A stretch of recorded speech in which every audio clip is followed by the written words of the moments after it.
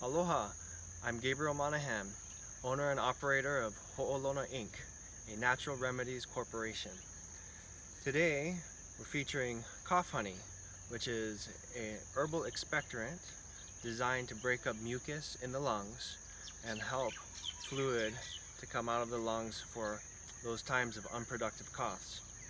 What's in here is a combination of an old European recipe and Hawaiian herbs, Hawaiian formula.